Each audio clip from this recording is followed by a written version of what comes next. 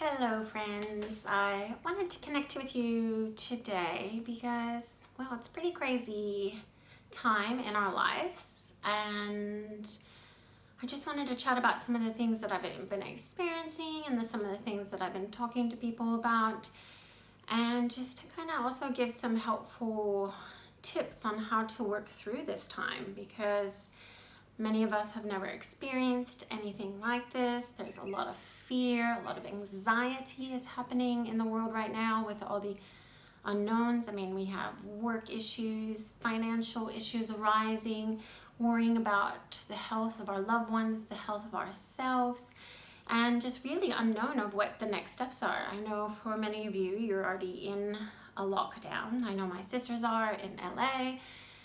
And I have a few friends in Europe that are already in a position of being locked down. Here in Perth, we're really unsure what the next steps are. My son is still at school, but yeah, any moment things can change, and that is what's happening across the world. And just in general, I was at the shops yesterday, and I just can feel the collective anxiety arising. Many people have tensions and it's there. It's there. And I also, for myself, I have been feeling that, tapping into that unknown, not knowing what my work situation is going to be. I also live very far away from my family. And so again, this triggers a lot for everyone. And then not only do we have these unknown fears that we're dealing with, just with the circumstantial thing of the coronavirus, but I think this also leads to triggers us in fears that were already there, like a pre-coronavirus. We all have our own fears and anxieties about life, about ourselves. We have these unconscious fears and blocks that kind of run the show or have been there. Maybe some people call that our shadow side, or whatever it is, and whatever you want to call it. In times of stress and unknown, that these can also trigger and come to the surface. And that's what I've been noticing for myself, is that some fears that I know are there, and I kind of work with them, but they've just been like coming up like full throttle, like, hello, look at me. So it's been very intense, and I have a feeling that this is happening for the collective.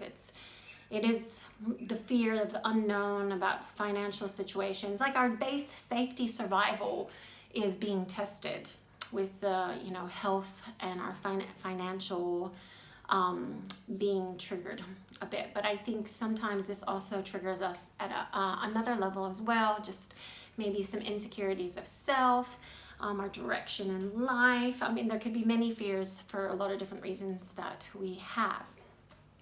So what I've been seeing, and hearing, is that a lot of the fears come up, and then we can have a lot of different ways that we approach our fears. Like, we can let it come up. Like, fear is a natural emotion to being human.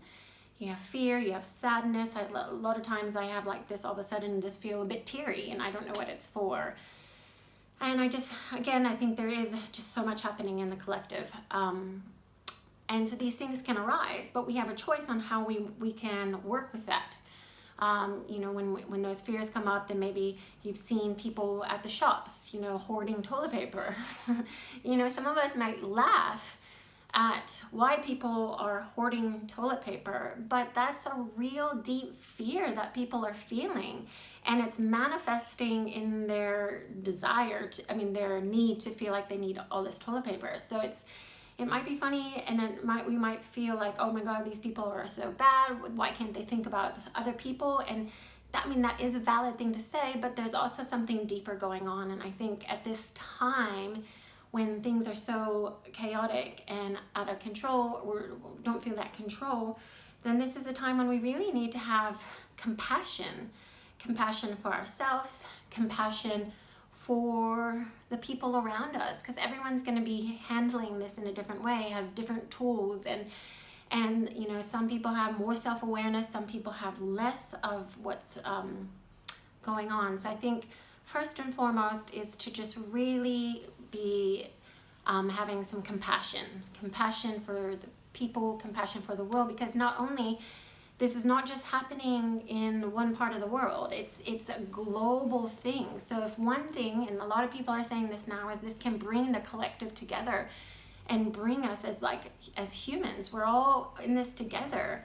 And so how can we start to see that, instead of being maybe that egocentric, that I need to take care of myself and then my family, but maybe we can see that there is that greater humanity of that we can tap into and help each other out during this time. So I try to think about what I can do to help, and I think I was sharing ways that I work with my anxiety. So when I start to feel it coming and rising, I really look to try to find ways to work with that. And I wrote a post recently about it, but I find that like meditation, yoga, movement, getting into nature, and making sure that we're connecting with people, and we're humans, and by nature we want to connect. So even if we're in self-isolation, which can also be very triggering for a lot of people with mental issues arising, so making sure that we can reach out and help those people around us, make sure we're in constant contact with our family and our friends, and I guess getting creative in ways that we can help each other, even if we're in self-isolation, and supporting people, right now we're not in lockdown yet, so we can still support local businesses, donating to arts and places that just will suffer a lot when you can't go to the movies, you can't go to theater, you can't go to the galleries. There's, also with yoga, not going to yoga classes, but, there's a lot of live streaming happening, and just really helping each other out where we can within our means. So some people can donate more, some people don't have that capacity, but we all have a way, we have a gift, we have some way that we can help each other out. So I think that is really important. And also to kind of see that silver lining to what's actually happening. So we tend to, I think as humans, look at the negative instead of looking also at the positive. So what's going wrong, but like how can we look and see what's going right? So if we have to be home with our children, which I know for many of us can be very challenging when we're used to having our space from our children, but maybe we can look at this as an opportunity to really connect with our families, connect with our partners, connect with our friends on a different way, and really take this time to slow down. So I've had this message for a while with my online programs, and it's all about slowing down, but I think our nervous systems, even before the coronavirus, are very like go, go, go. We're a lot of the time in fight or flight. But this could be a time that we really allow ourselves to rest and to slow down, and to figure out ways to do that. Spending time with our family, reading books, doing arts and crafts. I'm kind of thinking of some extra things that Noah and I can do at home, playing board games. You see it on the TV about how people are connecting, in Italy, singing to each other across. So there is ways that we can do and still feel, that connectiveness and that ability to see the silver lining, and how we can take the positives from this experience and see what happens, and just maybe revel in the unknown, because really the reality is we just never know what's going to happen. We feel like we have some sense of control and that we know what's going to happen, but this is the universe or whatever saying, hey, actually, this is life. We don't really know what's going to happen in the next moment, the next day. So taking this opportunity to really explore ourselves in a deeper way, and to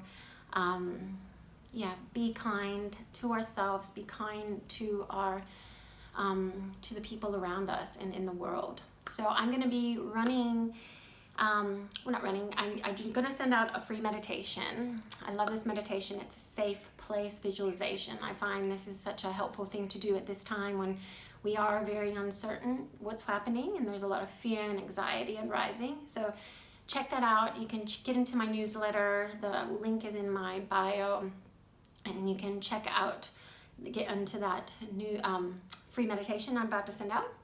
And then also every day on social media, I'm going to be posting different ways that I find helpful to work with anxiety when it's arising. And yeah, I also have some programs online, those daily dose of slow, weekly dose of slow, if you want to get into those programs to start doing more stuff. I mean, obviously if you're at home. And I will also be launching a program that will help. It's going to be really around working with stress and anxiety. So that is me today, and I really am sending so much love and so much light to you all out there. And you're in my thoughts, and I know this is a hard time, but I feel there can be a lot of great things that come out of this. And I just want to let you know, for all those who are sick, all those who are scared, all those who are feeling the fear and anxiety, I'm sending you so much love. I'm wishing you all the best. Take care.